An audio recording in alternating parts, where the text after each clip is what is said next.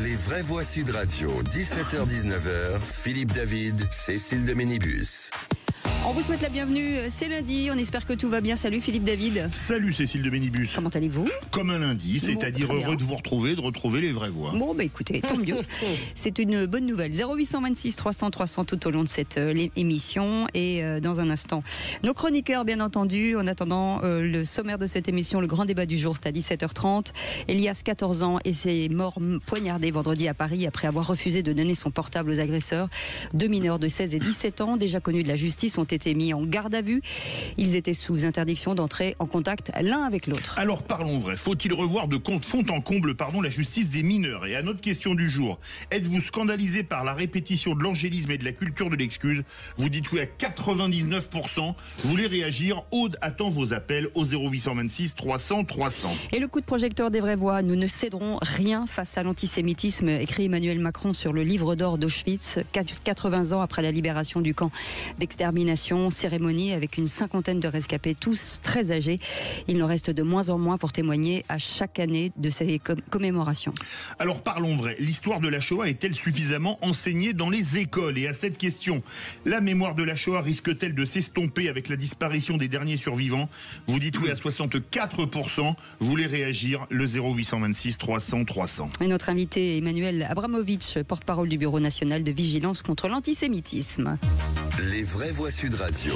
Et les vraies voix ce soir, Philippe Bilger est avec nous. Bonsoir, cher Philippe. Bonsoir. Bonsoir. Chère Cécile. Bonsoir. Françoise Degois est avec nous. Coucou Bonsoir, les amis. Françoise. Ça va bien? Oui, tout va bien. Ouais. Et vous, ça va? Oui, ça va. Je Bon, tousse ça va. encore un peu. Oui, tout va bien. Jean-Michel Fauvergue est avec nous, ancien député, ancien patron du RAID. Salut à vous tous Bonsoir. et aux auditeurs. Et là, il n'y a pas marqué ancien patron du RAID, donc vous n'êtes pas de nouveau au RAID. Non, c'est Il y a, ancien. il y a marqué normalement, patron c'est tout court. Oui, enfin, Ouais, bon. ex-patron. Moi, je suis ancien tout, en fait. Mais non. Ancien député, non mais c'est vrai, il est ancien, mais enfin, vous avez encore de la force policière là à mes côtés, je sens. Faut pas dire n'importe quoi, je veux dire à côté de vous, c'est ce que je veux dire par là. Ouais, Bon. ouais, ouais. Je dis ça, je dis rien. De temps, j'ai toujours une grenade désincertement sur moi. Le premier qui m'embête. Je doute que ne pas dire n'importe quoi ne soit pas dans vos capacités, Allez, ça y est, Françoise c'est Degois. parti, ça commence, 17h06. Allez, Je soyez comprends bien pas. les bienvenus avec Nathalie qui nous appelle de Juvisy dans l'Essonne. Bonsoir Nathalie. Bonsoir Nathalie. Bonsoir à tous. Nathalie, les débuts d'Elisabeth Borne au ministère de l'Éducation nationale, sur les vacances scolaires par exemple. C'est ça, un grand coup de gueule pour Elisabeth Borne qui vient de prendre ses fonctions, qui n'a aucun projet, sauf un, raccourcir les vacances. Ça fait 10 fois qu'on en parle, on s'est dit qu'on peut pas trop parce que ça grignote le tourisme, donc on va nous dire qu'il y a une perte économique de ce côté-là, il faut payer les enseignants. Par contre, ce qu'elle sait faire aussi, c'est tourner le dos aux professeurs quand elle est à Mayotte. Ah, ok, Philippe Bilger. En fait, ça n'est pas le seul dessein d'Elisabeth Borne. Initialement, elle voulait faire tout ce que Attal avait fait de bien et le détruire. Et donc, elle rajoute des cordes à son arc. C'est une catastrophe que ce ministre, qui a d'ailleurs avoué qu'elle n'y connaissait rien. Oui, moi je suis d'accord, je suis atterré, ça commence mal à Mayotte, vous avez raison, il y a tellement de choses à faire que de parler des vacances, qui est vraiment le serpent de mer. En réalité, raccourcir les vacances, les rallonger, vous avez absolument raison. Je comprends pas quelle erreur de casting. Il y a beaucoup d'erreurs de casting, on se rend compte d'ailleurs que ce gouvernement... C'est la seule, François. Mais Non, on même le fait de ça- briquet de broc. ça hein. n'imprègne Mais il pas. fallait la caser, non? Oui, je sais pas, est-ce qu'il fallait la caser? C'est un vrai Bah, sujet. c'est une question. Voilà, c'est un vrai sujet, je crois pas. Mais... Jean-Michel Fauvergue. En fait, le casting, pour en revenir sur le casting, parce que sur Elisabeth Borne, il n'y a pas grand-chose. Elisabeth, pas Elisabeth. Vous avez dit. C'est pas vrai, elle a changé de prénom. Et donc, j'ai pas grand-chose à dire pour la défendre, parce que je pense que ce que mes petits camarades pensent aussi. Mais je pense que le casting, c'est Bayrou qui l'a fait. Et il a récupéré des premiers ministres pour impacter des gens politiques. Mais je pense que là-dessus, effectivement, c'est pas très bon. Ça marche pas, ça marche Non, pas. ça Il marche y a zéro impact Il en a fait. voulu faire un trio de choc avec 3 anciens Ouais, premiers ministres, ça. mais d'Elisabeth Borne, on aurait pu s'en passer. Non, mais même, regardez, même Darmanin, même Valls, ça n'imprime pas en réalité. Ah, si, Darmanin, si. Non, mais Non, ça non. imprime entre nous. Et si même vous voulez. Valls, et même Non, Valls. mais ça imprime vraiment entre nous. Quand vous regardez trouvez mais ça imprime dans nos commentaires.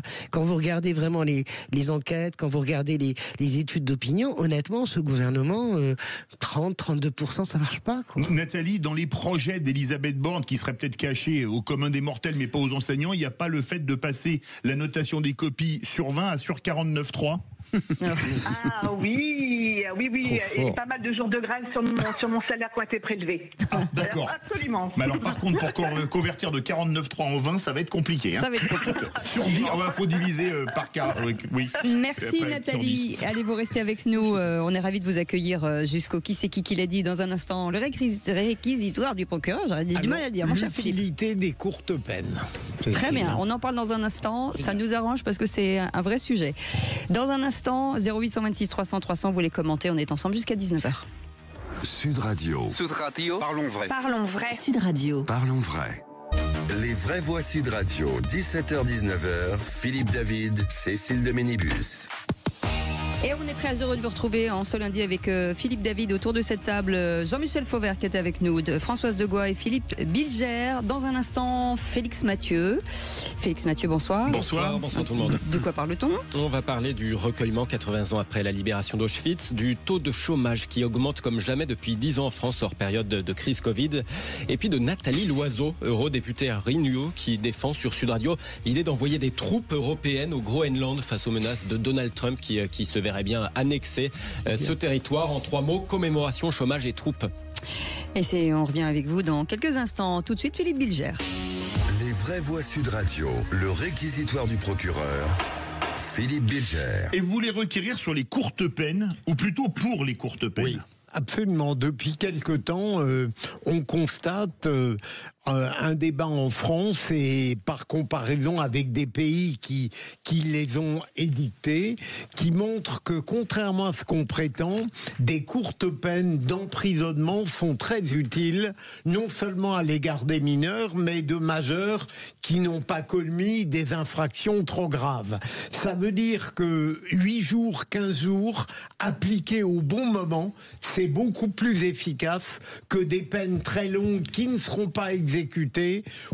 Et l'intérêt des courtes peines, c'est qu'elles n'imposent pas d'aménagement. Elles sont appliquées immédiatement et ne désocialisent pas. Donc on y vient et je trouve que c'est une très bonne idée. Ce qui se fait aux Pays-Bas d'ailleurs. Jean-Michel Fauvert voulait réagir. Ouais. Oui, courte peine et très courte peine, effectivement. Mais ça demande, moi je suis tout à fait pour et on a été quelques-uns à être pour, on n'a pas été trop été écoutés auparavant, mais ça demande d'abord une infrastructure particulière. Il ne faut pas mettre les gens qu'on condamne à des très courtes peines avec les autres, évidemment, pour qu'ils puissent ne pas se pourrir, quoi, que la pomme ne se pourrisse pas dans le panier. Mais comme dit Philippe, immédiatement. Immédiatement. Et ensuite, dans les pays où on prend, sur lesquels on se base, il n'y a pas que ça, il y a aussi tout le probatoire derrière, c'est-à-dire comment travailler mieux sur le probatoire une fois que les gens sont condamnés. Et on s'aperçoit que ces pays ne connaissent pas ce qu'on appelle, nous, le juge d'application des peines, qu'il faut d'urgence interdire en France. Moi, je ne sais pas, qu'est-ce que vous appelez courte peine ? C'est 15 jours, 3 semaines, un mois ? 8 jours, moi, 15 jours. Moi, je suis assez favorable pour... c'est pas de la justice d'exception, ça. On l'avait vu, vous vous souvenez, pendant les émeutes. Est-ce que vous vous souvenez, ces comparutions immédiates et ces mises sous écrou immédiatement, notamment. Et je suis pour la punition immédiate, mais avec les réserves de Jean-Michel Fauvert. C'est-à-dire on peut pas tout transporter, on peut pas tout mettre dans des centrales, etc. Mais oui, bien sûr. De toute façon, on y vient. Donc, bon, allons-y. Allez, tout de suite, les 3 mots dans l'actu, c'est avec Félix Mathieu. Les vraies voix Sud Radio. 3 mots dans l'actu, Félix, qui sont commémoration, chômage et troupes. Nous ne céderons rien face à l'antisémitisme sous toutes ses formes, écrit Emmanuel Macron au mémorial de la Shoah avant de se rendre à Auschwitz 80 ans après la libération du camp d'extermination. Le chômage augmente fortement en France, plus 3,9% catégorie A au 4e trimestre 2024. Ce sont les nouveaux chiffres du ministère du Travail, du jamais vu en 10 ans hors période de crise sanitaire. Et puis, envoyer des troupes européennes au Groenland face aux menaces de Donald Trump, l'idée défendue par Nathalie Loiseau ce matin sur Sud Radio. Aujourd'hui, l'antisémitisme prolifère. Alors, on va commencer par les 80 ans de la libération d'Auschwitz. Il y a 80 ans, l'armée soviétique libérait le camp d'extermination. Le monde allait découvrir l'horreur indicible du système concentrationnaire nazi. Journée de recueillement sur place en présence de nombreux chefs d'État, dont Emmanuel Macron. Avant de se rendre en Pologne, le président a déposé une gerbe au mémorial de la Shoah à Paris. Nous ne céderons rien face à l'antisémitisme sous toutes ses formes, a écrit le président président de la République dans le livre d'or. C'est aussi le message délivré sur place par la ministre de l'Éducation et ancienne première ministre Elisabeth Borne. Aujourd'hui, l'antisémitisme prolifère. 80 ans après l'horreur nazie, il prend d'autres visages, se drape dans d'autres mots, se dévoile au grand jour sur Internet et partout en France, se déchaîne depuis la barbarie terroriste du 7 octobre. Alors pour le combattre, nous ne devons pas faiblir. Nous devons transmettre inlassablement avec exigence et rigueur. Nous devons éclairer les consciences sans aucun compromis avec la vérité. Elisabeth Borne ce matin au mémorial de la Shoah. Philippe Bilger. Alors, je n'aime pas en général, nous ne céderons pas, nous. Mais là, le verbe était obligatoire. On ne pouvait pas dire autre chose. Et j'espère que tout cela induira une lutte très concrète, très opératoire contre l'antisémitisme. Excusez-moi, mais quand le président de la République ne s'est pas rendu à la marche contre l'antisémitisme, est-ce qu'il n'a pas déjà un peu cédé? Je sais pas. Moi, je pose la question. Oui, c'est une vraie question parce que je pense qu'il devait y être. Il n'y a pas été parce que, pour 1000 raisons, il a été mal influencé. Vraiment, il fallait qu'il y soit. Il n'y a pas été. Maintenant, il est en session de rattrapage permanente. C'est pas mal ce qu'il fait sur le livre d'or de la Shoah. On en parlera tout à l'heure. 18h40. Mais bon, voilà, c'est des mots obligatoires, mais surtout, ça vient d'Elisabeth Borne avec son histoire personnelle. Oui, donc ça, c'est fort. Jean-Michel Fauvergue. Oui, alors effectivement, permettez-moi de vous dire que le président n'y est pas allé, certes, et effectivement, il entraîne le poids maintenant, et c'est très clair. Je rappelle quand même sur cette belle manifestation que on comptait un certain nombre de personnes, où étaient les people, où étaient un certain nombre. Moi, j'y étais. Oui, moi je ne suis pas people, mais j'y étais aussi. Non, mais je ne parle pas de vous.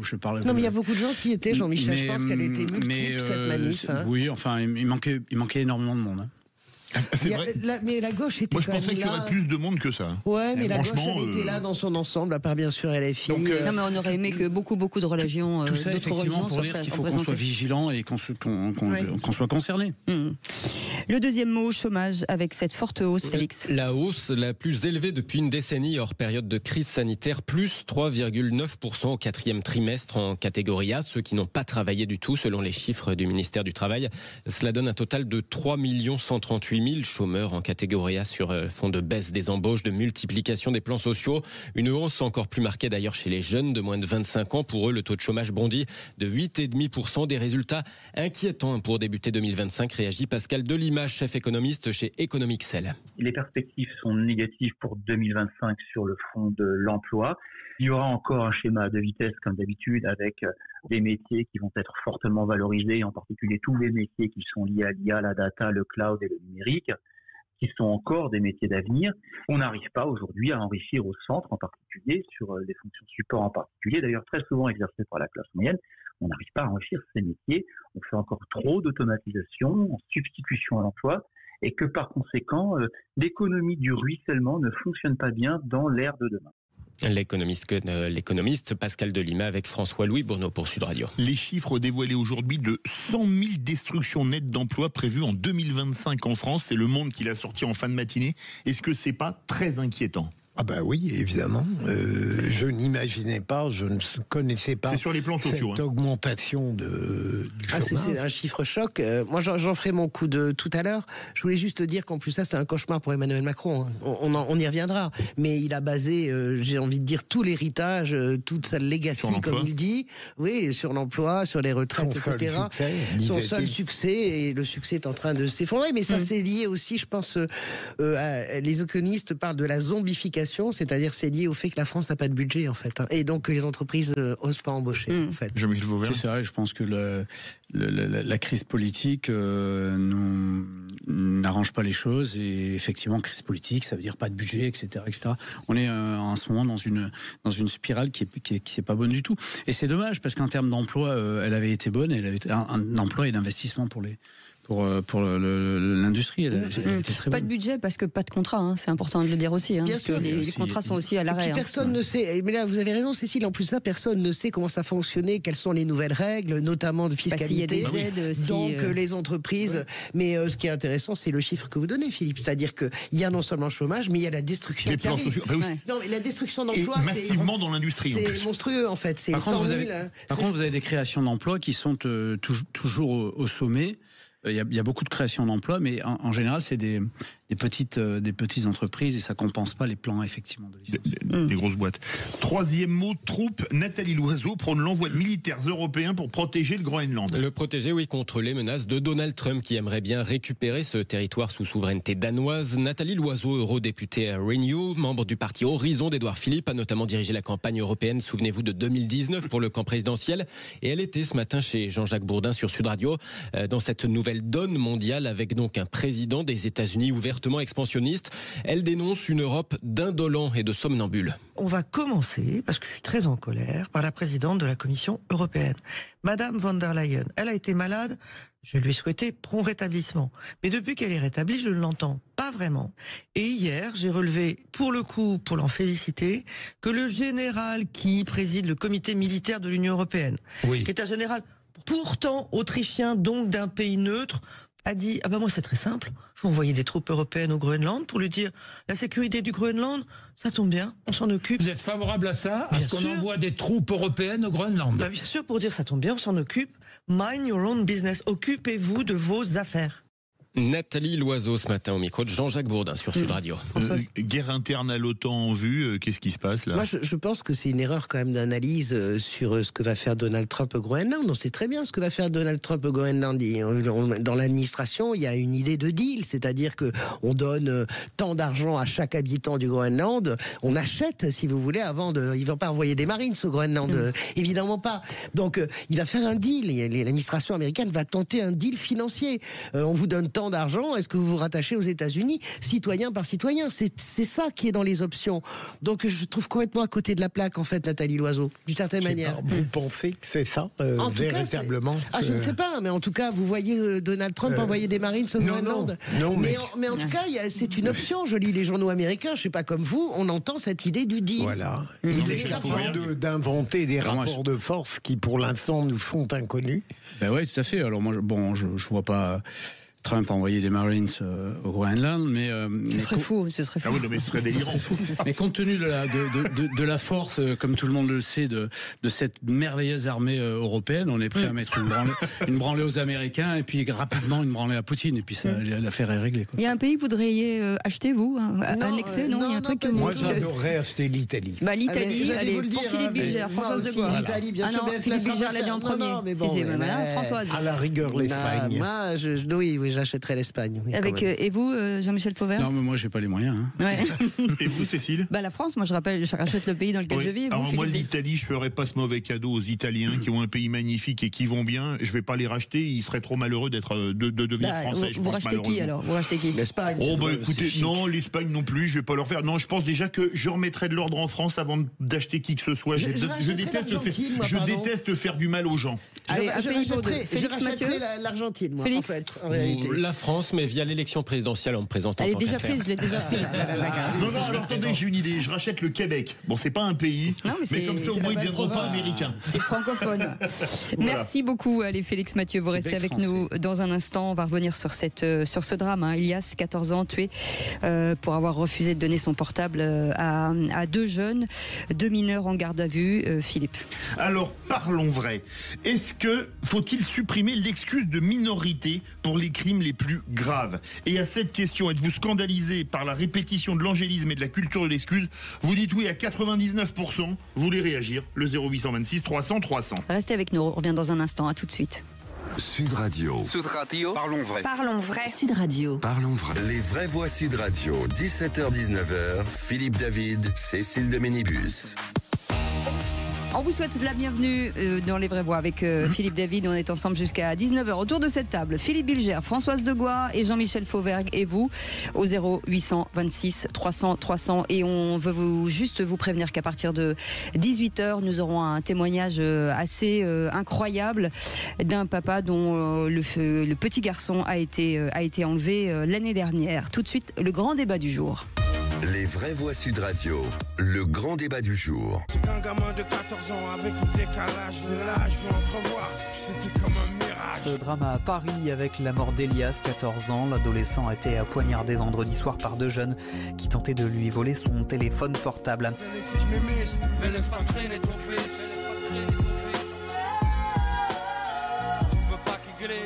Le ministre de l'Intérieur s'est dit horrifié par cette violence gratuite et cible en particulier un profond sentiment d'impunité et une culture de l'excuse. Non, laisse pas traîner ton fils, laisse pas traîner ton fils. Elias, 14 ans, donc, est mort poignardé vendredi à Paris après avoir refusé de donner son portable aux agresseurs. 2 mineurs de 16 et 17 ans, déjà connus de la justice, ont été mis en garde à vue. Ils étaient sous interdiction d'entrer en contact l'un avec l'autre. Alors parlons vrai, faut-il revoir de fond en comble la justice des mineurs? Et à cette question, êtes-vous scandalisé par la répétition de l'angélisme et de la culture de l'excuse? Vous dites oui à 98%, vous voulez réagir, le 0826 300 300. Philippe Bilger, des drames qui se succèdent et il ne se passe rien. Absolument. Alors, pour répondre à la question de Sud Radio, je crois qu'en effet, il faudrait déjà abolir la loi 2021 qui ne me paraît pas pertinente dans la césure qu'elle accomplit entre la déclaration de culpabilité et la sanction. D'autre part, je ne suis pas persuadé qu'il y ait encore aujourd'hui tellement... Je suis pour la suppression de l'excuse de minorité comme règle. Deuxième élément, il me semble que la culture de l'impunité, de l'angélisme ne sont pas vraiment en cause dans cette tragédie, mais le fait, on le constate, que les décisions concernant les 2 mineurs mis en cause, qui avaient des antécédents, n'ont jamais été appliquées. En réalité, c'est le problème de l'exécution des mesures et peut-être du laxisme de tel ou tel magistrat. Mais on n'en sait rien, c'est plutôt là que se pose en permanence le problème. Françoise Degois. Oui, sur l'application, bien sûr. C'est-à-dire qu'en réalité, si j'ai bien compris le cœur de l'affaire, les 2 jeunes agresseurs n'auraient jamais dû pouvoir être en mesure d'agresser parce qu'ils avaient des comparutions déjà. Donc ça, c'est le premier point. Sur l'excuse de minorité, je vais vite, mais vous savez très bien, Philippe, qu'en réalité, elle n'est plus du tout quasiment pas appliquée, cette excuse de minorité. Elle existe dans les textes, mais dans les faits, on l'applique moins que prévu. Elle est souvent, toujours vu, c'est la moitié de la peine. Après, moi, je suis pas sur la culture de l'excuse et l'angélisme. Je dis aussi que comment est-ce qu'on soigne à la racine ce problème-là, ces dérives-là. Vous savez, un budget, c'est aussi la politique d'un pays. Quand vous enlevez tous les budgets sur les quartiers, quand vous enlevez des budgets, quand vous augmentez pas le budget de la justice, quand vous laissez la pénitentiaire dans cet état-là, quand vous laissez les éducateurs dans cet état-là, quand vous voyez l'aide à l'enfance qui est rabotée, je plaisante absolument pas. Tout ça enchaîne. Ça fait, il y a évidemment ce qu'il faut soigner tout de suite et être très sévère avec ce qui s'est passé, mais il y a aussi comment est-ce qu'on traite en amont. Et tout cet aspect-là, évidemment, délaissé depuis des années dans ce pays. Jean-Michel Fauvergue. Non, moi je pense pas du tout, Françoise, vous m'en excuserez, que ça soit du tout ça. Manque de budget, etc. Le budget de la justice a augmenté et dans la loi de programmation, il est prévu qu'il augmente encore pour se mettre à niveau de... Je ne parlais pas de la justice, je parlais vraiment de la prévention sociale, etc. Alors, moi, je pense que on a une problématique sur ces individus-là, sur ceux-là. Alors, c'est une minorité, mais c'est une minorité qui pourrit la vie à tout le monde. Oui. On a une vraie problématique d'exécution des peines, effectivement. Ils ont été condamnés plusieurs fois, ils ne devaient pas se rapprocher ensemble. Rien n'a été fait pour que les avis des précédents magistrats soient mis en... Oui, mais on ne peut pas mettre un policier derrière tous ces gens. Non, mais c'est pas une histoire de policier, c'est une histoire d'application des peines, comme le disait Philippe, tout simplement. Mais ce qui est terrifiant, c'est les propos de Laurent Nunez, quand même, qui est le préfet de police de Paris, qui dit, je cite, « Ils étaient tellement connus que mes effectifs ont tout de suite fait un rapprochement avec les auteurs. Est-ce que ça pose pas de question? On dit un gamin se fait tuer à coups de couteau pour se faire voler son portable, les flics disent c'est un tel et un tel. Les amis, comment se fait-il qu'il soit libre? Tout simplement les amis, parce que maintenant, aujourd'hui, dans la France, vous avez alors on parle de la justice des mineurs, mais on peut parler de la justice de tout le monde. On a un problème d'absence de justice, de peu de décisions, et le peu de décisions qui sont prises par quelques magistrats courageux, eh bien elles sont détruites par le juge d'application des peines. C'est très peu de pays ont ce système-là. Et puis il y a une non-exécution des peines, et c'est pour ça, j'en reviens aux courtes peines que tout à l'heure Philippe était en train de défendre, et il a raison. Les courtes peines, c'est la sanction immédiate à la première connerie. Pas d'aménagement. Et oui, pas d'aménagement, c'est la sanction immédiate à la première connerie, ce qui empêchera, ça sera pas happy hour, ça empêchera ensuite de passer à d'autres choses. Non, mais tout à fait. Mais je veux dire, malheureusement, il y a ce qu'on vient de dire, la non-exécution des sanctions, les obligations qui sont prescrites n'étant pas respectées n'entraînent pas de sanctions. Et puis peut-être y a-t-il, chez certains magistrats, et notamment juges des enfants, une philosophie un petit peu émolliente. Ça peut exister aussi. Je voudrais revenir, les amis, moi, sur ce que je disais à Jean-Michel. Je parlais du budget de la justice. Je sais qu'il a été un peu relevé, mais qui reste quand même très faible par rapport à nos voisins allemands. Par exemple, c'est vraiment le parent pauvre du budget. Donc je parlais de tout ce qu'il y a en amont, toutes les aides sociales, tout le traitement social. J'entends la question, elle est dure, la question que posent Cécile et Philippe sur la culture de l'excuse. Je sais que ce sont des mots. Moi, je ne suis pas dans la culture de l'excuse. Je suis dans comment est-ce qu'on peut faire. Il y a la punition qui doit être exemplaire, mais comment on fait? Et le point de départ, toutes les associations, je le redis, qui ne sont pas forcément des gauchistes révolutionnaires, mais tous les gens qui travaillent sur le terrain vous disent depuis des années, et ça, Emmanuel Macron, mais déjà avec François Hollande, vous explique que les budgets baissent, vous explique qu'ils n'ont plus les moyens de travailler réellement dans les quartiers. Et d'ailleurs, à cause de ça, ils laissent aussi la place à l'islamisme politique. Mais là, c'était pas un quartier visible, c'est Paris 14e, qui n'est pas les quartiers nord de Marseille, quand même. Non, mais vous avez raison dans ce que vous dites. Mais quand même, c'est comment on travaille en amont, comment on travaille sur cet ensauvagement, comment on repère. On en parle souvent avec Jean-Christophe Covy, ici, qui est une de nos vraies voix. Comment on les repère? On peut les repérer. Et comment on les sort? Ils sont repérés parce que, visiblement, la maire du 14e, Karine Petit, dit avoir reçu des signaux d'alerte qu'il y a un peu plus d'1 an, qu'un groupe de jeunes rentrait dans le centre sportif, qui l'agressait, violentait, menaçait. Et d'un autre côté, la sénatrice LR, donc ancienne ministre Marie-Claire Carrère-Gay, qui dit que finalement, que ce soit Anne Hidalgo ou que ce soit Karine Petit, en fait, elle se voile la face à l'insécurité qui règne, Philippe Vigée. Oui, alors... Sûrement, mais j'allais dire que là, c'est moins la culture de l'excuse et l'angélisme que le fait qu'il y a des gens qui continuent à penser que l'état de minorité induit tout de même pas de changements radicaux. Alors qu'aujourd'hui, d'autres, dont nous sommes, je le suppose, Jean-Michel, la minorité d'aujourd'hui n'a plus rien à voir avec celle de 45. Eux, ils ont 16 et 17 ans, hein. On n'est pas des gamins non plus. Ils n'ont pas 14 ans, quoi. Et puis désolé, quand on met un coup de couteau à quelqu'un à 16 ou 17 ans, on sait ce qu'on fait. Il faut quand même arrêter le délire. 0826 300 300. Avec Nathalie, notre vraie voix du jour, et après de l'Essonne, et après on partira dans les Bouches-du-Rhône avec Myriam. Alors Nathalie, qu'est-ce que vous en pensez, vous qui êtes au contact avec les jeunes, votre profession? Alors justement, la première chose, c'était l'application de la peine, c'était qu'ils ne devaient pas se voir, c'est ça? Oui, mais enfin, c'est presque grotesque, ils sont dans la même cité, on ne peut pas faire appliquer cette loi, forcément qu'ils se voient. Mais de mon point de vue, de mon prisme d'enseignant, en fait, on voit un problème aussi de positionnement des parents. C'est la culture du plaisir, et c'est la culture du oui, et c'est pas la culture du cadre. Donc en fin de compte, après, ils nous échappent. Je ne sais pas ce qui s'est passé pour eux dans leur éducation. Je ne dis pas que les parents n'ont pas bien éduqué, mais il y a quelque chose dans notre société qui fait que la culture du plaisir donne aussi aux enfants. Il n'y a pas de frontières, il n'y a pas de limite, il n'y a pas de valeur. Mais c'est un mélange de tout, Nathalie, finalement. C'est un problème d'éducation, c'est un problème de laisser aller de la société, c'est un problème de plein de choses. Oui, parce que c'est très difficile de dire non, parce que le cadre émancipe et on croit le contraire. Et je vois bien des parents dont on punit les enfants, non pas par méchanceté, mais qui ont toujours des excuses. Ah non, mais pas ci, mais pas ça, mais pas tel jour, mais pas... alors que ça forme, c'est pas par méchanceté, ça forme.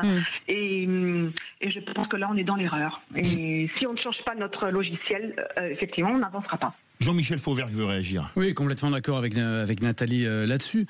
En réalité, dans la mort de ce malheureux d'Elias poignardé pour se faire voler son portable, les premiers responsables sont ceux qui ont poignardé, c'est très net. Mais les seconds responsables, c'est les parents. Les troisièmes responsables, c'est la justice qui ne punit pas. Et les quatrièmes responsables, on pourrait trouver et aussi les politiques qui n'ont pas modifié les lois pour sanctionner plus durement les mineurs. Ah bah oui, parce que c'est eux qui votent les lois. Oui, d'accord, si vous voulez, mais moi je dirais aussi. Bah, c'est toute la chaîne à revoir. C'est toute la chaîne à revoir. Bien sûr, et dans la chaîne, vous avez à un certain moment aussi tout ce bouillonnement fait par les people, par les médias, par un certain nombre de choses, qui fait qu'à un certain moment, eh bien, on va de marche blanche en marche blanche sans qu'il se passe jamais rien, quoi. Allez, direction les Bouches-du-Rhône. Bonsoir Myriam. Bonsoir. Bienvenue sur Sud Radio. Alors, qu'est-ce que vous en pensez, vous ? Est-ce que vous êtes scandalisé par la répétition de l'angélisme et de la culture de l'excuse ? Je suis complètement scandalisée et je constate que ça va dans toutes les couches de la société. Je vais vous donner un exemple. Ce qui est bizarre, c'est que quand on a comme ça, par exemple, deux jeunes qui attaquent à coups de couteau, eh bien, ils sont pas responsables. On leur dit ils sont mineurs, donc on va minorer les peines, etc. C'est pas leur faute. Ils sont dans des quartiers défavorisés, ils n'ont rien d'autre à faire. À côté de ça, vous avez par exemple au permis de conduire, aujourd'hui, ils peuvent le passer à 17 ans. Pourtant, ils sont mineurs. Mais à 17 ans, ils ont le droit de prendre une voiture. Et pour compléter, je reviens à ce que disait la personne qui est intervenue juste avant moi, pas l'auditrice, celle qui est sur le Jean-Michel Fauvergue. Voilà. Non, c'est Jean-Michel. Effectivement, ce qui m'énerve, pour pas dire comme on dit chez nous dans les Bouches-du-Rhône, ce qui me gonfle, c'est les marches blanches. J'en ai marre de marcher, j'en ai marre de ces marches blanches, j'en ai marre. Vous allez être pote avec Philippe Bilger alors. Ah oui, absolument. J'en peux plus. J'ai mal aux jambes à force de marcher. Vous avez raison, Nathalie. C'est Myriam. Vous avez raison. C'est pas grave. Vous pouvez m'appeler Nathalie si vous voulez. Non, mais excusez-moi, Myriam. Nathalie est toujours en ligne avec nous, c'est pour ça. Non, mais bon, moi je veux bien qu'on dise j'en ai marre. Moi j'entends ce que vous dites, Myriam, hein, parce que ça veut dire que les marches blanches, vous les associez à comment dirais-je, à l'impuissance. Ok. Mais moi j'entends ce que vous dites, mais je pense que quand même les marches blanches, ça fait vraiment du bien à ceux qui marchent déjà. Donc peut-être que nous ça nous agace et qu'on en a marre de ces hommages, mais je pense que les familles qui sont blessées et meurtries, eh bien laissons-leur les marches blanches parce que je pense que ça leur fait du bien. Mais ce que disait Nathalie, qui est prof, il y a quelques années, j'entendais, c'était un ou une psy, je sais plus, qui disait aujourd'hui les enfants, donc après les ados évidemment, ne connaissent plus la frustration. Un téléphone, je le veux, je le vole. Une fille, je la veux, je la viole. Et ça résumait parfaitement la situation. L'éducation doltoïste a tout cassé quelque part. Mais c'est quand même vrai. Non mais on va pas non plus, pauvre Françoise Dolto, elle est pas responsable de ça. Non mais soyons sérieux. Oui, c'est sérieux ce que je dis. Oui, non mais je suis d'accord, Philippe, que c'est sérieux ce que vous dites, mais moi je vous réponds quand même que la France n'est pas que un endroit où il y a des Elias qui sont assassinés pour leur portable. Il y en a quand même beaucoup. Mais il y en a beaucoup. Ok, il y en a beaucoup. Vous avez vu le nombre de coups de couteau en France ? Non, mais je suis d'accord avec vous. Mais ce que je veux dire par là, c'est que gardons-nous de tirer des conclusions toujours définitives sur un fait divers qui nous ébranle tous. Gardons-nous quand même. Ce qu'on peut dire tout de même, c'est que la faillite des éducateurs.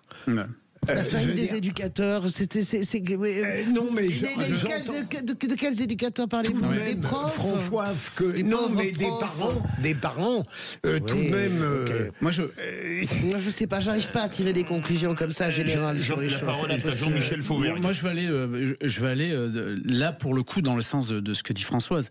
Il y a pas des coups de couteau chaque 5 minutes. Il y a beaucoup de coups de couteau. Mais en France, il y a beaucoup de coups de couteau. Si on les compare à d'autres pays, par exemple le Royaume-Uni. Il y en a moins, mais peu importe. Non, mais on s'en fout, c'est non, toujours mais trop. on s'en quoi. fout. Ça, c'est vrai, c'est trop. La problématique, c'est de ces enfants qui meurent dans les violences, etc. Et c'est que le fait que si il n'y a jamais de réponse particulière, en particulier de l'administration du ministère de la Justice, des magistrats, et ça c'est un vrai gros problème. Peut-être que les autres pays n'ont pas ce problème-là. Et là, il faut réagir là-dessus. Sans compter certains magistrats qui sont complètement dogmatiques au syndicat de la magistrature. Moi, donc peut-être que le combo Retailleau et Darmanin puisse ouvrir des lignes. J'entends ce que vous dites, Cécile, là, sur le combo Darmanin. Le problème de ce combo-là, c'est les combos précédents, et y compris les combos de la gauche. Et le premier à avoir fait ça, c'est Jean-Pierre Chevènement avec les Sauvageons. Je ne sais pas si vous en souvenez. Ça avait fait scandale peut-être, mais il y a une grande partie de la gauche qui s'est alignée. La réalité, c'est que c'est le ministère de la parole, et que la réalité, c'est où voyez-vous les résultats. Vous pouvez tous les matins faire une matinale. Après, ils viennent d'arriver, hein, donc. Oui, Bruno Retailleau et Gérald Darmanin est là depuis des années. Qu'est-ce que ça a changé? Rien. Ça réagit beaucoup au 0826 300 300, direction les Pyrénées-Orientales. Bonsoir Hervé. Bonsoir Hervé, bienvenue. Hervé? Oui, bonsoir. Bonsoir. C'est bien. Ça fait plaisir à Jean-Michel Fauvert qui est des Pyrénées-Orientales. On vous écoute. Allez où? Il fait très beau, il y a 21 degrés. Arrêtez, ça suffit maintenant. Vos propos sont odieux. Si vous nous appelez pour nous humilier, c'est pas la peine. Hein. Aujourd'hui, on vous écoute. Je suis vraiment scandalisé parce que tous les médias, tout ça, les journaux disent que c'est de la faute du petit jeune de 14 ans. Coupez votre radio. Coupez votre radio, on vous entend en double. C'est vraiment scandaleux. Coupez votre... Allô, Hervé. C'est des délinquants qui auraient dû être déjà punis, d'après ce que j'en ai entendu. Et ce que je voulais vous dire aussi, c'est que moi j'ai un fils qui était jeune aussi, en habitant en banlieue parisienne, à côté des Mureaux. Et à chaque fois qu'il y avait des rafles et tout ça, ils allaient dans les petites cités dortoirs où il y avait des familles qui étaient quand même relativement aisées, qui travaillaient à Paris, comme nous. Et en fait, ils venaient emmerder les petits jeunes parce que il y avait de la fumette, soi-disant, ou des trucs comme ça. Et ils n'allaient pas aux Mureaux, où il y avait des choses. Et quand j'entends dire aussi que la police n'a pas les moyens, allez voir aux Mureaux s'ils n'ont pas les moyens. Vous allez voir.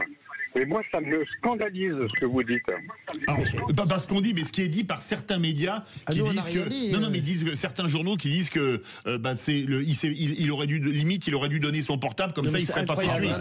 Mais ça on est bien d'accord. Parce que maintenant il faut tout donner.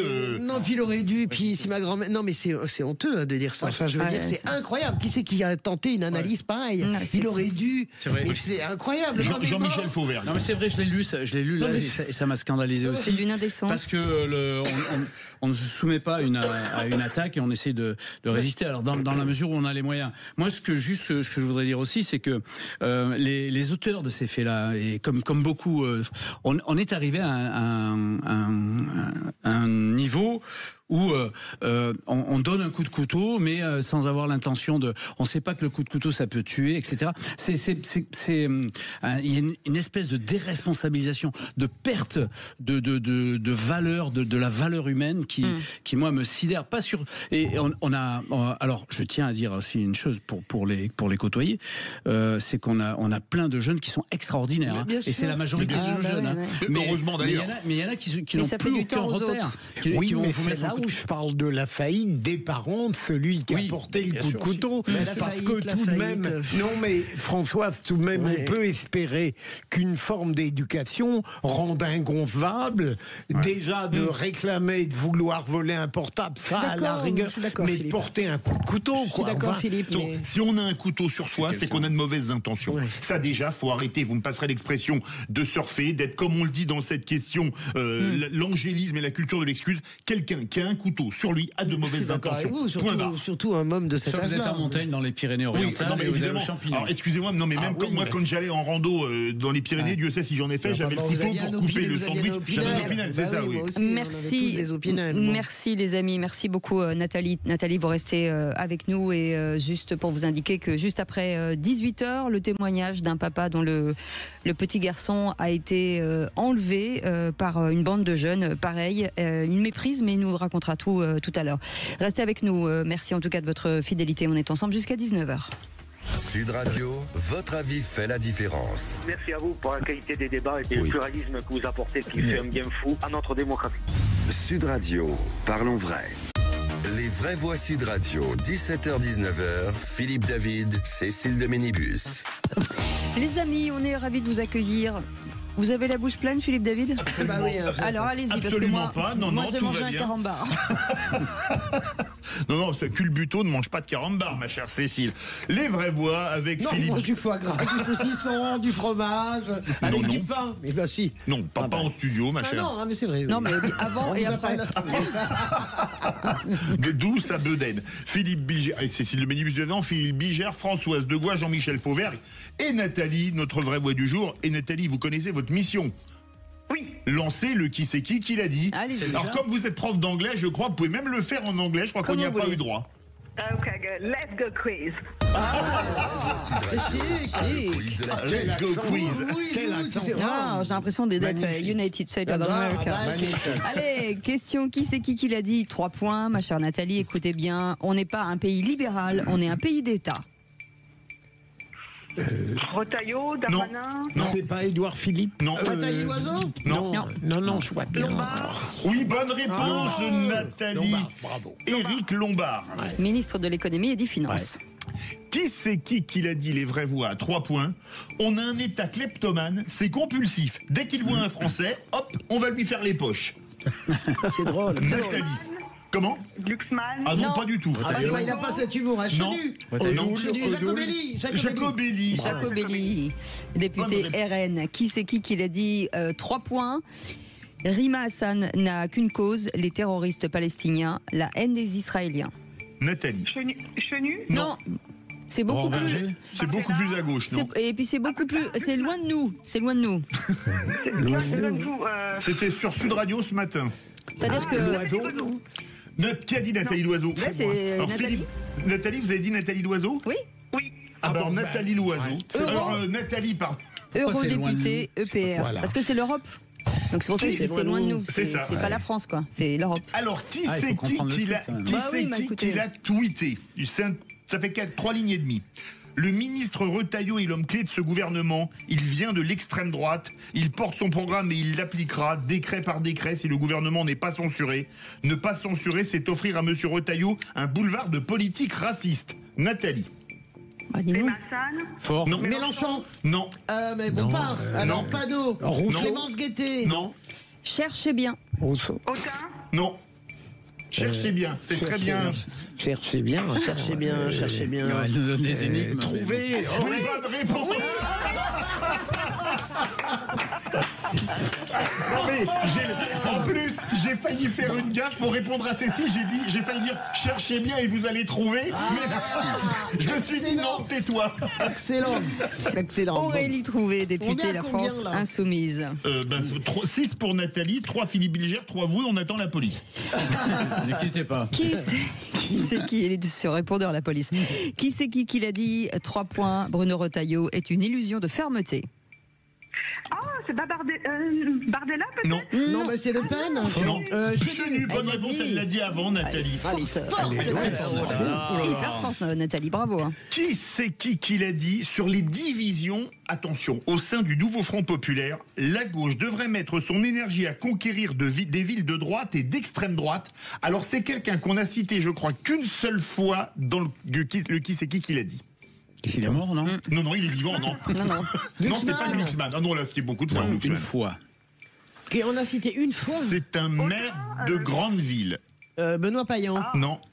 C'est pas Estrosi. Non, comment vous avez dit? C'est pas loin de Béziers. Éric Piolle? Non. Non, c'est le maire de Montpellier. Oui.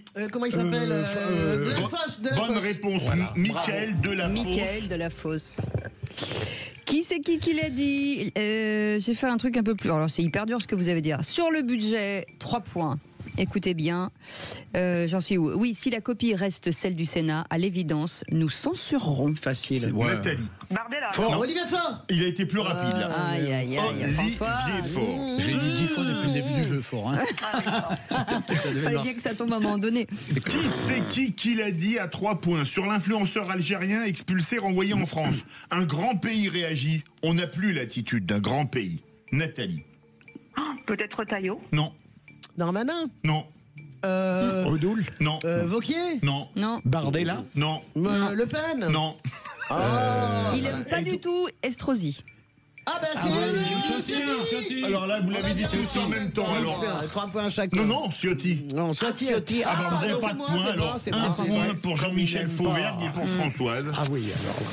Et c'est fini, c'est fini. Alors, verdict. Eh bien, écoutez, Nathalie, notre auditrice, 9 points. Françoise Degois, 7 points. Jean-Michel Fauvergue, 4 points. Philippe Bilger, 3 points. Personne n'est Fanny et Nathalie a gagné brillamment. Nathalie, so nice. Super. And the winner is Nathalie. Nathalie, merci d'avoir participé à cette émission. Vous êtes une perle. Merci beaucoup. En tout cas, vous restez avec nous dans un instant. Le journal et puis la météo avec notre cher Rémi André et le coup de gueule de Philippe David. Je n'en peux plus du relativisme. Et dans un instant, juste après la météo, un témoignage exclusif d'un papa dont l'enfant a été enlevé. Allez, à tout de suite. Sud Radio. Sud Radio, parlons vrai. Parlons vrai. Sud Radio. Parlons vrai. Les vraies voix Sud Radio, 17h-19h, Philippe David, Cécile de Ménibus. Bienvenue dans les vraies voix et autour de cette table, Philippe Bilger est avec nous, Françoise Degois et Jean-Michel Fauvergue et vous au 0826 300 300. Dans un instant, Philippe David. Je n'en peux plus du relativisme et surtout le 27 janvier. Et puis comme vous le savez, vous nous laissez des messages sur notre répondeur au 0826 300 300 et Dominique est avec nous. Bonsoir Dominique. Bonsoir Dominique. Dominique, bonsoir. Vous nous avez laissé un message sur notre répondeur. Forcément, ce qui vient de se passer avec Elias résonne pour vous, puisque vous avez une histoire qui est quand même assez incroyable à nous raconter. Oui, tout à fait. Bonsoir à tout le monde, bonsoir à toute l'équipe et à tous les auditeurs. Effectivement, l'histoire d'Elias m'a profondément choqué. À titre personnel, parce qu'elle a ravivé quelque chose qui s'est passé dans ma famille au mois de janvier l'année dernière, donc début janvier l'année dernière, puisque mon fils s'est fait enlever devant la maison à 7h du matin le jour de la randonnée. Alors, il faut savoir que moi, j'habite dans une petite commune du Luberon, à Roussillon, et entre Roussillon et Gargas, en fait, et juste à quelques kilomètres de Apt. Et donc, le matin, mon fils sort de la maison. Et là, il est 7h du matin, il fait nuit. Il y a les mamans qui sont en train d'emmener les enfants à l'arrêt du bus qui est juste devant la maison. Et un gros SUV surgit avec 3 hommes masqués, gantés à l'intérieur.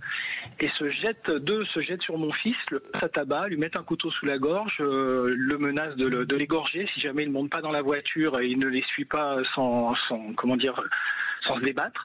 Mais alors, sous vos yeux ou votre fille? D'accord. C'est pire que tout parce que j'étais même pas là, parce que en même temps je me demande si vu comment tout ça s'est déroulé, heureusement que je n'ai pas été là parce que peut-être que les choses se seraient terminées plus gravement. Donc mon fils qui mesure quand même 1m80, même s'il est mineur, il a 17 ans, heureusement qu'il ne s'est pas débattu comme Elias qui a malheureusement pas voulu donner son téléphone. Bon, mon fils avait déjà le couteau sous la gorge, donc il est monté dans la voiture, ils l'ont jeté à l'arrière, les deux gars l'ont maintenu à l'arrière pendant que le conducteur est parti. Et puis ils ont fait quelques kilomètres et ils se sont rendus compte qu'ils étaient venus enlever la mauvaise personne.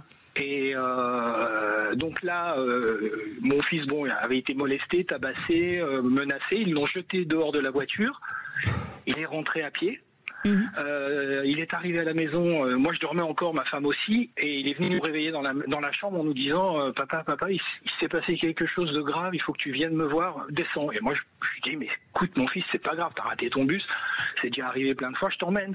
Il me dit non, c'est beaucoup plus grave que ça. Et lorsqu'on est descendu et qu'on est arrivé dans la cuisine, que j'ai vu qu'il était couvert de sang, blanc comme un mort. Et je me suis dit, mais qu'est-ce qui s'est passé? Et là, il me raconte tout ça. Donc, on a prévenu... la gendarmerie avait été prévenue par les voisins qui ont assisté à l'opération de kidnapping. Oui. Et ce qui a été génial, c'est la brigade de Apt. Je dois vraiment souligner que la gendarmerie de Apt a été topissime, quoi. Ils sont arrivés quelques minutes après, ils ont bouclé tout le quartier, ils ont été hyper empathiques, ils ont été vraiment très prévenants, très professionnels. J'ai été vraiment extrêmement surpris de la qualité de ce qu'ils ont été capables de faire. Merci à cette brigade. Il se trouve que les gars ont été arrêtés quelques temps après. Et la preuve qu'ils ont vraiment fait un super boulot parce qu'ils ont été aidés par la police de Marseille, des spécialistes de l'affaire. Et ils ont été arrêtés. Deux frères franco-algériens, avec des pédigrés, mais longs comme le bras, hein, des trucs incroyables. Quoi. Quand vous voyez le pédigré des deux gars, vous vous dites mais comment ils peuvent être encore dans la nature. Ils sont passés bien sûr en jugement, en première instance. Et en première instance, donc il y en a un qui avait déjà, je sais pas combien de peine avec sursis. Donc là, il a été mis derrière les barreaux quelque temps pour purger une de ses peines avec sursis. Mais il se trouve que l'autre a été relâché, renvoyé chez lui. Je vous jure, c'est hallucinant. C'est sur les minutes du procès verbal. Hein. Il a été renvoyé chez lui, le juge l'a condamné, alors très très sévèrement, hein. Il l'a condamné à rester chez lui et chercher du travail. Ah oui. On va faire réagir. Oui. Attendez, je finis parce que je vous interpelle sur quelque chose et je réagirai encore après que vos intervenants aient pu intervenir pour vous expliquer quel traumatisme ça a créé chez nous, dans ma famille, pour les victimes qui ne sont pas prises en compte. Donc il a été condamné à chercher du travail. Il se trouve que dans l'arrêté du jugement, c'est marqué que en fait c'est un enlèvement furtif de moins de 7 jours. Vous savez ce que ça veut dire pour un citoyen de se faire enlever son gosse, même une journée, 2 journées, même 1 heure, même 1 minute? Eh bien il y a des députés à l'Assemblée nationale qui ont voté une loi qui dit qu'un enlèvement de moins de 7 jours, c'est un enlèvement furtif, c'est pas grave. Donc c'est pas 20 ans de prison. C'est de la correctionnelle, c'est 5 ans maximum, et après c'est à l'appréciation du juge. J'en suis malade. Ce pays est devenu fou. Hallucinant. C'est hallucinant. Philippe Bilger, quand on entend ça... Oui, en même temps, c'est normal qu'il y ait une hiérarchie dans les transgressions. Hein, je veux dire qu'on considère que tout enlèvement n'est pas de même nature lorsqu'il n'entraîne pas des conséquences tragiques, mais tout ce que racontait avant notre ami Dominique, c'est effarant. Mais un enlèvement, c'est un enlèvement en fait. Mais moi, je comprends ce que vous dites, hein, Philippe Bilger. Je dis la même chose parce que généralement, on prend toujours la durée de l'enlèvement comme critère et comment. Mais pour un père. C'est inaudible. Je suis d'accord, c'est inaudible, mais je reste complètement sur votre ligne. Il faut bien qu'il y ait des gradations en réalité. Il faut bien qu'il y ait une graduation de la peine. Mais moi, restez chez vous pendant 1 semaine et chercher du travail. Ça, c'est autre chose. Non, mais je réagissais à ce que nous disait Dominique sur évidemment le fait que c'est de la correctionnelle et que c'est furtif. Bah oui, c'est ça la justice. Effectivement, il y a une graduation, mais je peux même pas imaginer le trauma que ça a dû être et que ça doit être encore maintenant. Comment vous surmontez ça? Jean-Michel Fauvergue. Non mais il me semble, et je voudrais pas me tromper, que ce que vous appelez un enlèvement furtif, ce qui est appelé par la loi enlèvement furtif, a été la loi a été modifiée pour les enlèvements entre familles d'enfants, entre familles, lors des divorces, etc. Voilà, et donc ça s'applique pas du tout à cette. Ça devrait pas. Ça s'appelait. Ah oui. Alors moi je comprends ce traumatisme-là et vous avez dû vivre l'enfer. Et certainement encore aujourd'hui, pendant des années. On est encore sur un exemple de non-application. C'est absolument scandaleux. Dominique, le mot de la fin, écoutez, je m'attendais complètement à la réaction de Philippe et de Chantal qui, bien sûr... Et non, Françoise, non, j'aimerais pas m'appeler Chantal. Mais en fait, j'aime bien Chantal. Ça s'appelait Chantal, ça vient j'aime bien. Allez-y. On n'est pas dans le débat. Moi, ça fait 1 an que je ne sais pas. Ça fait 1 an que je me réveille la nuit parce que j'imagine que mon fils a été égorgé par ces gens-là. Mon fils, il a été traité par un psychologue. Mon fils, il a été traumatisé, il a perdu le sommeil. C'est un gamin qui aujourd'hui est en classe prépa d'ingénierie. Et j'entends des gens aujourd'hui qui me disent, mais si ça avait été votre enfant, Philippe, ou si ça avait été votre enfant, Françoise, mais on vous l'enlève 1 heure. Mais aussi, mettez-vous à la place des garçons, là. Non, mais attendez. Ils ont des pédigrés longs comme le bras. Ils ont été capables de venir de Valence, de louer une bagnole, de venir faire un repérage, de venir enlever un gosse à 7 heures du matin, de le tabasser, de lui mettre un couteau sous la gorge. Mon fils, il a cru qu'il était mort.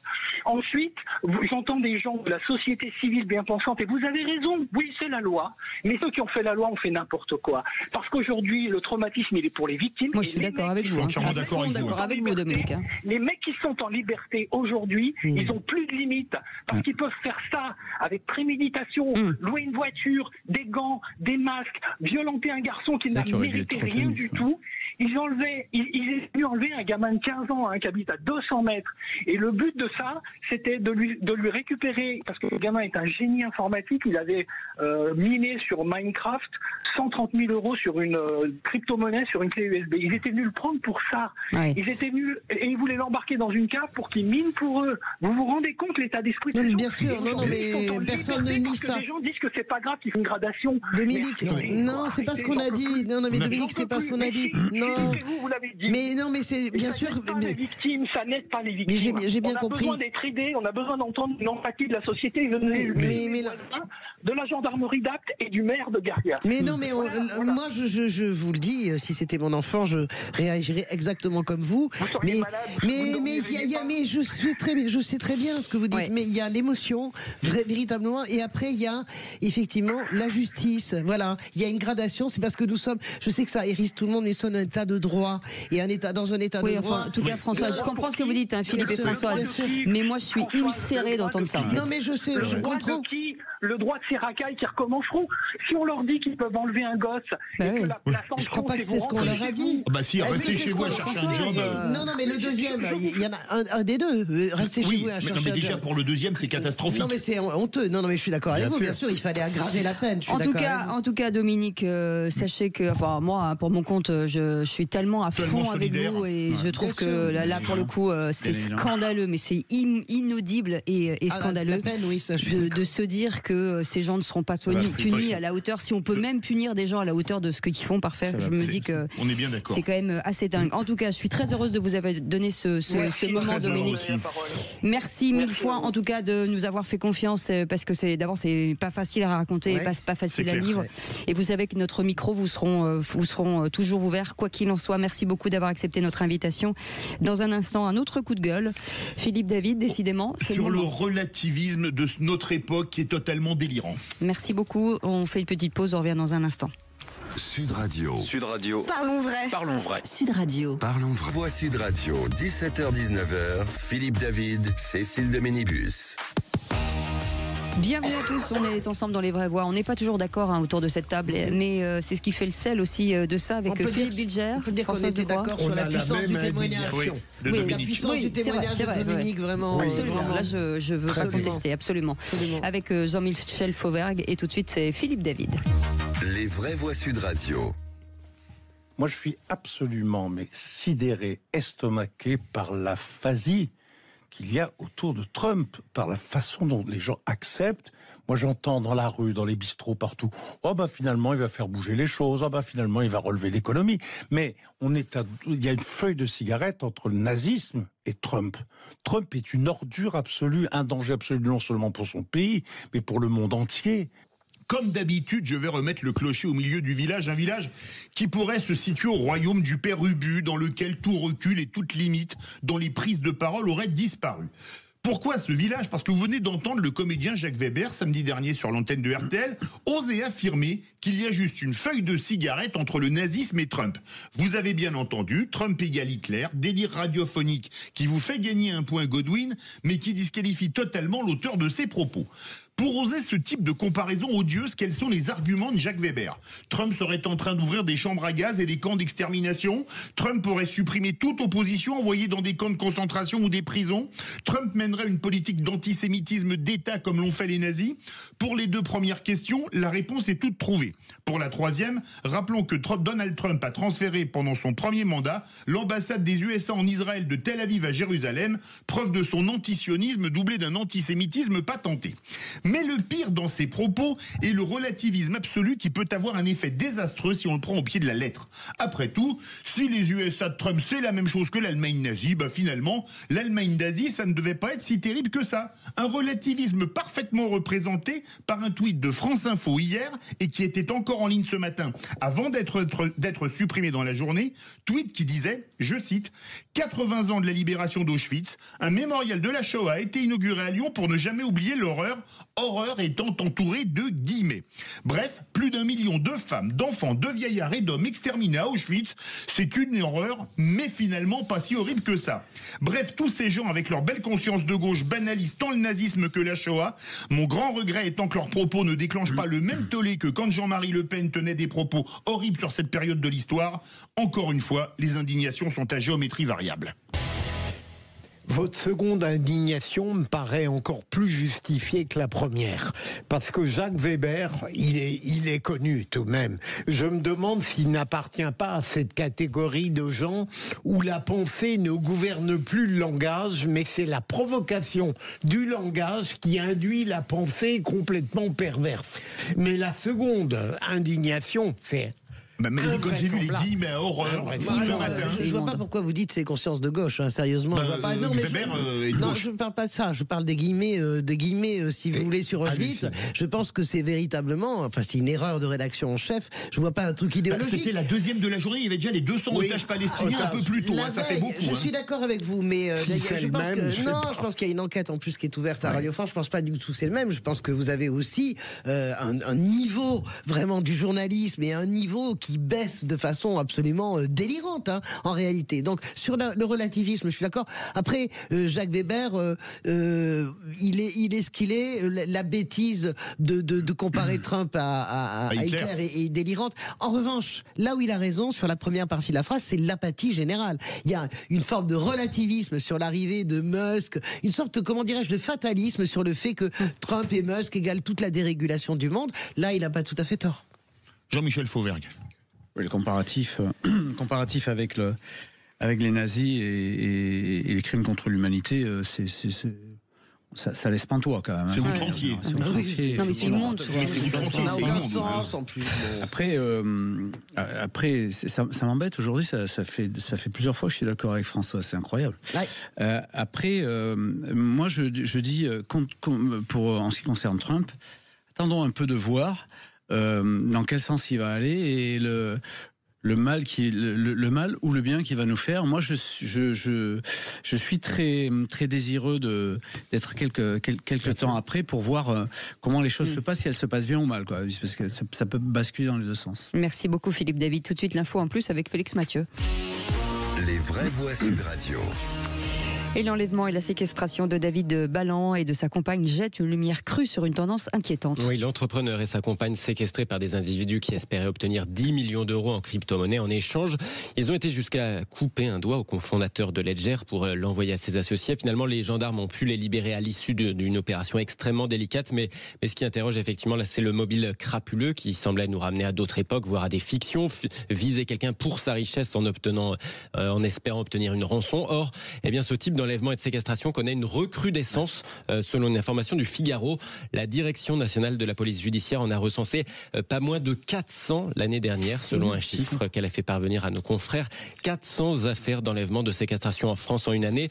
Alors au-delà des affaires comme ici, David Ballan ou avant lui le bijoutier à Aulnay-sous-Bois, ce résultat est notamment dû au phénomène de bande en lien avec le narcotrafic, des processus très rationalisés, hiérarchisés, dans lesquels les exécutants sont payés par des commanditaires sans forcément connaître les tenants, les aboutissants de la basse besogne à laquelle ils sont en train de prendre part. Et 400, c'est énorme. C'est combien d'emplois en fait. Moi, ça m'a rappelé le baron Pain. Le doigt, oui.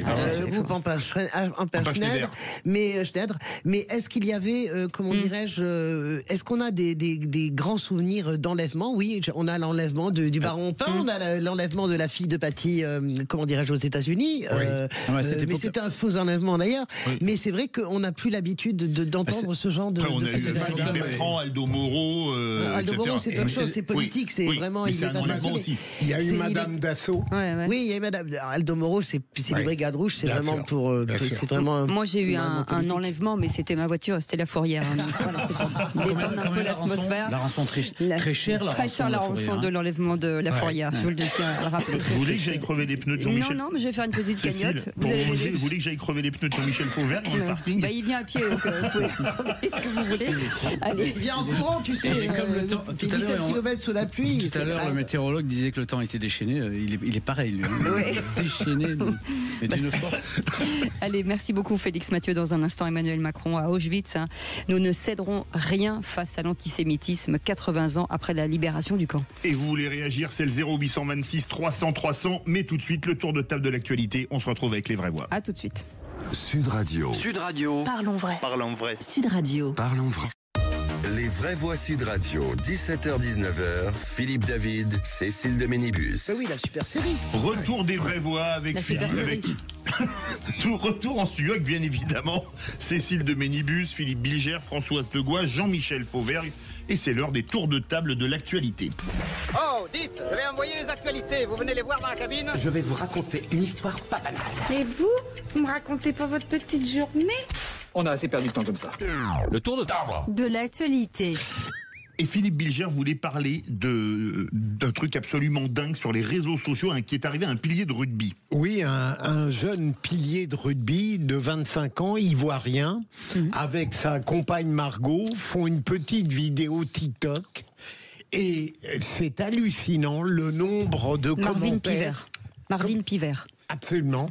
Le nombre de commentaires haineux, j'en passe plus d'une centaine, parce que tout simplement ce couple, infiniment sympathique au demeurant, s'était montré sur cette vidéo. Vous pouvez pas imaginer le nombre d'insultes sur Margot, lèche-nègre, enfin, je glisse là-dessus, mais même quand on est habitué à ce que la nature humaine peut engendrer de pire, je continue à avoir tout de même un saisissement devant certaines attitudes. Mais là, il y a une finale de télé-réalité entre deux chanteuses, une noire, une blanche. La noire a été traitée de sale noire et la blanche de sale blanche. On est dans une époque totalement débridée. Totalement débridée, oui. Alors après, j'espère que c'est que des mots, en réalité, et dans les actes, je n'en sais rien, mais de toute façon, le racisme mais même, est de retour. Faut arrêter les mots, faut arrêter. Non, mais le racisme est de retour. Regardez les cartes électorales, l'antisémitisme, c'est vous qui le disiez tout à l'heure, les actes ont été multipliés par 100, 200. C'est le débat dans 10 minutes. Voilà, donc c'est ça. Évidemment, il y a quelque chose qui appuie sur les tendances les plus lourdes de l'humanité en ce moment. Donc, mais moi, je crois que c'est ce que disait toujours Gandhi, hein, le bien avance à la vitesse de l'escargot, mais il gagne toujours à la fin. En réalité, on est toujours sorti plus fort de ces périodes obscures, je pense. C'est-à-dire qu'on ose libérer des choses qui hier demeuraient enfouies. Bien sûr. Jean-Michel Fauvergue. Écoutez, puisqu'on parlait dans le milieu du rugby, moi je constate, et puis qu'il y a des amateurs de rugby autour de la table, moi je constate que les équipes du top 14 et l'équipe de France sont tout maintenant sauf monochrome. Et c'est pour la plus belle joie des spectateurs, parce qu'on voit du beau spectacle avec des gens qui viennent de partout. Si vous voyez ce que je veux dire. Et donc, ça, c'est plutôt un régal. Et puisqu'on est toujours dans le monde du rugby, moi, je vous conseille la lecture du livre de Cameron Nwoki, qui était le joueur de l'équipe de France de rugby, seconde ligne, qui a fait un super livre et qui s'intitule J'y croirai tout le temps, enfin, c'est un titre dans ce genre-là, et dans lequel il est d'origine camerounaise au départ, et dans lequel il fait part de la problématique qu'il a eue, la manière dont maintenant il s'est intégré d'une manière tout à fait importante, élégante et super. Il n'est pas woke, il est woki. Il est woki, monsieur. Elle est très bonne, celle-là. Non, mais c'est magnifique la façon dont la société aussi évolue et bouge. Regardez Guillaume Diop, premier danseur étoile de l'Opéra de Paris, noir, magnifique, et on lui confie des rôles, tous les grands rôles classiques. Je l'ai vu danser dans Paquita en décembre dernier, évidemment. Eh bien, c'est merveilleux. Donc, il y a les deux mouvements. Il y a le mouvement de plus en plus ouvert, et il y a le mouvement qui essaie de résister, je crois. Hein. Ce qui est dingue, c'est il faut être obligé de le dire. C'est ça qui est. Oui, ça, je suis hallucinant. Françoise Degois, un gros problème aussi, c'est le chômage qui repart. Incroyable, depuis plusieurs années, ça n'était pas arrivé, sauf au moment de la Covid, évidemment, quasiment 4% de remontée du chômage. Alors, je le dis parce que c'est probablement lié effectivement au manque de budget, au manque de perspective, à l'angoisse des entreprises qui ne savent pas exactement à quoi elles vont faire face en termes de fiscalité, en termes d'aide, etc. Et je pense que politiquement, c'est un véritable, comment dirais-je, coup de massue pour Emmanuel Macron. Emmanuel Macron a fait de cette victoire contre le chômage et des retraites son héritage. Et l'héritage est en train de partir en miettes. Et on se rend surtout compte... Il y a eu un recul, hein. Il y a eu un recul, mais ça repart. Il y a eu un recul qui a été un recul d'ailleurs dans toute l'Europe. Mais on se rend compte surtout, et ça c'est malheureusement pour notre ami Fauvergue qui était de cette majorité, il va pas être d'accord avec moi, on se rend compte que les Mozart, tous ceux qui devaient tout changer, il va laisser un bilan de quinquennat et hors Covid, Emmanuel Macron qui va être probablement l'un des plus désastreux de la 5e. Jean-Michel Fauvergue, puisqu'on n'a plus beaucoup de temps, la magistrature qui recrute des policiers. Alors oui, la magistrature recrute et elle recrute des policiers. C'est plutôt pas mal. Enfin, en fait, en réalité, elle recrute pas des policiers, elle recrute des magistrats à titre temporaire. Et il y a beaucoup de policiers qui postulent pour ces magistrats, pour être magistrat à titre temporaire. Alors vous savez que la loi de novembre 2023 sur l'orientation et la programmation de la justice doit augmenter le budget, est en train d'augmenter le budget de 4,5 milliards d'euros d'ici 2027. Ça portera le budget à 11 milliards d'euros. Si budget il y a, ça les portera à 11 milliards d'euros. Attendez, je regarde, je vois rien à l'horizon. Ce qui fait qu'on sera à peu près au même niveau que les autres pays européens, c'est-à-dire que chaque pays européen dépense à peu près 90 euros par habitant. Nous, on est à 70 et on arrivera à cet étiage-là. Alors, pour en revenir à mes magistrats à titre temporaire, en fait, ils sont recrutés dans le cadre de cette loi de 2023 qui prévoit une augmentation de 10 000 emplois au ministère de la Justice, 1500 magistrats, 1500 greffiers par an. Et le reste en auxiliaire de justice et en personnel administratif. Et à cette occasion, eh bien, il y a recrutement de magistrats à titre temporaire. Alors c'est quoi ? C'est des gens qui doivent être français, diplômés, bac+4 normalement. Et qui ont fait pendant 5 ans, qui ont exercé dans un domaine juridique. Et ils sont recrutés, c'est en général des gens à la retraite. Quand il s'agit de policiers, ce sont des gens à la retraite. Ils sont recrutés et la loi de 2023 leur permet de faire à peu près le même travail que tous les autres magistrats à 2-3 c'est génial. C'est bien. C'est-à-dire magistrat du siège. Une formation de 3 mois. Vous allez être magistrat du coup, Fauvergue ? Bon, ça rassure. Donc c'est plutôt pas mal, c'est sympa. C'est bien. C'est une très bonne idée. Très bonne idée. Et ben c'est bien. Voilà, je suis contente de l'avoir entendu en tout cas. Merci beaucoup Jean-Michel Fauvergue. Allez, dans un instant, on va revenir sur Emmanuel Macron qui est à Auschwitz et qui a écrit sur ce livre Nous ne céderons rien face à l'antisémitisme, bien entendu dans cette célébration des 80 ans de la libération du camp. Alors parlons vrai, l'histoire de la Shoah est-elle suffisamment enseignée dans les écoles? Et à cette question, la mémoire de la Shoah risque-t-elle de s'estomper avec la disparition des derniers survivants? Vous dites oui à 64%. Vous voulez réagir, le 0826 300 300. Dans un instant, Emmanuel Abramovitch sera avec nous, porte-parole du Bureau national de vigilance contre l'antisémitisme. On vous souhaite la bienvenue, on est ensemble jusqu'à 19h. Sud Radio, votre attention est notre plus belle récompense. Bonjour Liliane. Bonjour, je vous remercie pour vos invités, c'est intéressant et puis les discussions qui en découlent. Sud Radio. Les vraies voix Sud Radio, 17h-19h, Philippe David, Cécile de Ménibus. Les vraies voix jusqu'à 19h avec Philippe David, Philippe Bilger est avec nous, Françoise Degois, Jean-Michel Fauvergue et vous au 0826 300 300. Tout de suite le coup de projecteur des vraies voix. Les vraies voix Sud Radio, le coup de projecteur des vraies voix. Ils étaient 20 et 100, ils étaient des milliers. Emmanuel Macron au mémorial de la Shoah ce matin à Paris. Le chef de l'État participe aux commémorations du 80e anniversaire de l'ouverture du camp d'Auschwitz. Ils se croyaient des hommes, n'étaient plus que des nombres. Depuis longtemps leurs dés avaient été jetés. Il a écrit dans le livre d'or sur place « Nous ne céderons rien face à l'antisémitisme sous toutes ses formes ». Ils s'appelaient Jean-Pierre, Natacha ou Samuel. Certains priaient Jésus, Jéhovah ou Vishnu. D'autres ne priaient pas, mais qu'importe le ciel. Ils voulaient simplement ne plus vivre à genoux. Et Emmanuel Macron sur place à Auschwitz pour les 80 ans après la libération du camp d'extermination, cérémonie avec une 50aine de rescapés, tous très âgés. Il ne reste que de moins en moins de témoignages à chaque commémoration. Alors parlons vrai, êtes-vous inquiet en voyant les messages sur les réseaux sociaux niant l'existence de la Shoah? Et à cette question, la mémoire de la Shoah risque-t-elle de s'estomper avec la disparition des derniers survivants? Vous dites oui à 64%. Vous voulez réagir? Les vraies voix attendent vos appels au 0826 300 300. Notre invité est Emmanuel Abramovitch, merci d'être avec nous, bienvenue. Vous êtes porte-parole du Bureau national de vigilance contre l'antisémitisme, Philippe Bilger. comment dire, je ne doute pas seulement de la question de Sud Radio. Je sais que c'est un problème que la mémoire disparaisse, bien sûr, sur la Shoah. Mais mon inquiétude va au-delà, si j'ose dire. Je suis frappé de voir à quel point, je l'ai lu récemment, on considère que depuis la Seconde Guerre mondiale, on n'a jamais connu une telle condition contre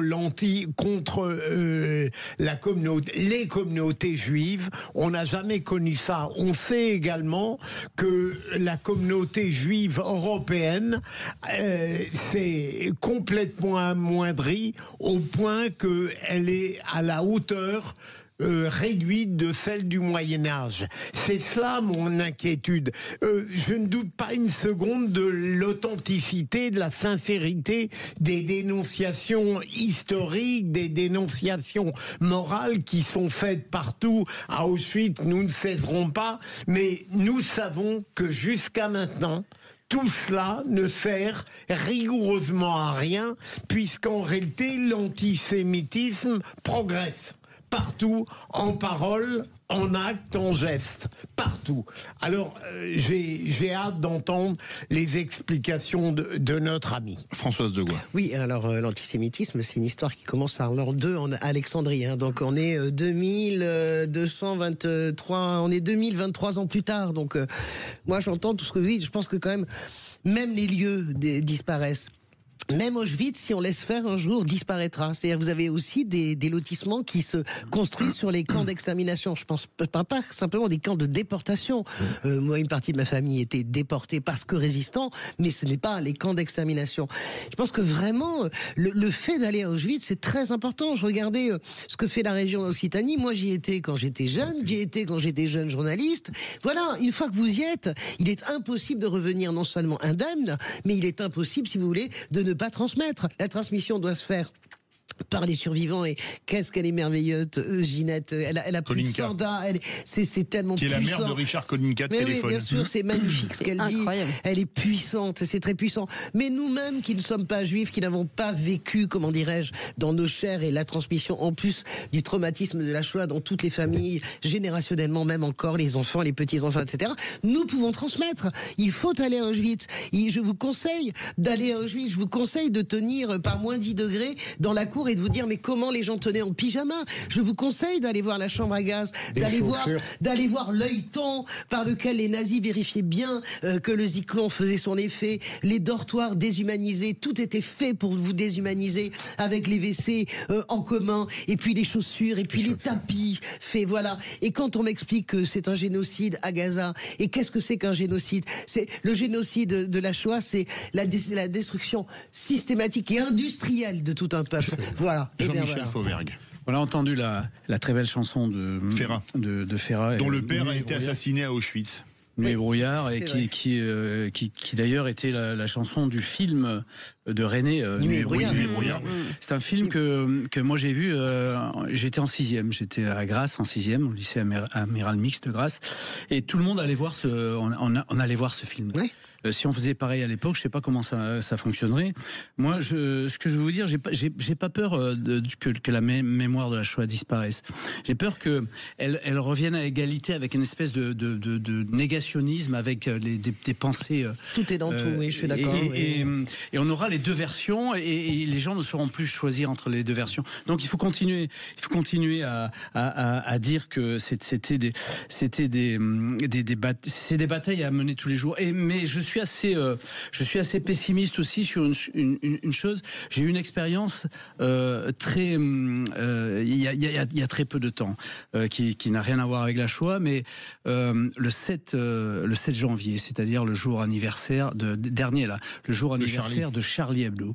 Après le 7 janvier, il y a eu le 9 janvier, tout à fait fort logiquement, c'était l'hypercacher. Et là, ça visait des juifs aussi. Donc le 7 janvier, nous étions quelques-uns à être sur les télés, tout type de télé et radio, etc. Et bien le 7 janvier, au moment de rentrer en studio, on a appris la mort de Jean-Marie Le Pen. Et on a tous été déprogrammés ce jour-là. La mort de Jean-Marie Le Pen était beaucoup plus importante que la mémoire les choses. C'est ça que je crains avec la Shoah, c'est ça. Et ça, c'est un vrai danger. Emmanuel Abramovitch. Vous êtes en plein dans le cœur du sujet. Si notre mémoire est, je dis notre mémoire, pas uniquement parce que je suis juif, fils de déportés, évadés du ghetto de Varsovie et évadés de Majdanek, quand je suis né, il me manquait 70% de ma famille. Mais quand je vous entends, d'abord vous me faites chaud au cœur, nous sommes des Français et nous sommes mus par une mémoire qui est collective, même si c'est plutôt ma communauté qui a été touchée. Le programme des terroristes intégristes, et ne croyez pas que je suis hors sujet, c'est d'abord les juifs du Shabbat et ensuite les chrétiens du dimanche. Il faut bien le comprendre. Mais si notre mémoire est malade comme ça, c'est parce que nous n'avons plus d'hommes politiques capables de la porter et de la défendre. Croyez-vous qu'un Mélenchon, qu'une Rima Hassan ou je ne sais quelle autre personne de LFI ou de cette gauche oserait qualifier ce qui s'est passé à Gaza de génocide en la présence d'anciens résistants, de survivants qui étaient capables de taper du poing sur la table? Bien sûr que non. Aujourd'hui, nous comprenons mieux, et je continue de répondre à la question de la mémoire malade, nous comprenons mieux les difficultés de cette mémoire quand elle est attaquée par une logique, une vision sémantique, langagière, outrancière, qui vise à abuser du terme de génocide pour en réalité vider de son substrat ce qu'est réellement un génocide et par conséquent dénaturer et éloigner du regard de l'homme les peuples à qui ça arrive. Et donc il y a une responsabilité qui est bien sûr portée par l'éducation nationale qui a de plus en plus de mal à faire son travail. Quand vous étiez en 6e, monsieur, vous n'avez pas eu le choix. Votre professeur a prévenu un jour vos parents et le jour dit, vous étiez là où on avait décidé de vous emmener. Aujourd'hui, la gauche a fait que c'est l'élève qui décide et que par conséquent, le contenu n'est plus décidé unanimement par le corps professoral. C'est une des raisons qui explique la maladie. Moi, je suis une femme de gauche et j'entends tout à fait ce que vous dites sur LFI. Je fais partie de ces gens qui sont outrés sur LFI. C'est vrai que la stratégie depuis le 7 octobre participe, la stratégie mortifère participe de toute cette fracture française et toute cette souffrance. Et je pense que vraiment Emmanuel Macron, et j'ai probablement eu l'occasion, et j'ai eu, pas probablement, l'occasion de le dire presque quasiment directement à lui, ce n'est pas possible de ne pas avoir été à la marche contre l'antisémitisme. Il court derrière maintenant comme un forcené. Je veux bien qu'il remplisse des livres d'or et c'est très bien et on va pas lui faire des faux procès. Mais il fallait aller à cette marche. Moi, je viens d'une génération de gauche où François Mitterrand, on est tous à Carpentras. Il y a la manif et on entend, je vous assure, mais ça c'est parce que j'étais très jeune, on entend, il y a le vieux qui arrive, le vieux, c'est pas possible, et il y a François Mitterrand qui arrive, président de la République en exercice, et qui prend la tête de la marche, je veux dire, pour comment dirais-je, Carpentras, pour la profanation des tombes de la famille Germont de Carpentras, voilà. On a aussi un président de la République qui n'est pas à la hauteur de l'échelle. Hein. Emmanuel Abramovitch, avec du recul, comment vous l'imaginez, le fait que le président n'ait pas mis les pieds dans à cette manifestation ?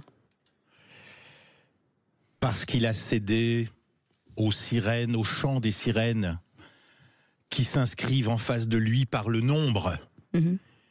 Vous allez peut-être me trouver vulgaire.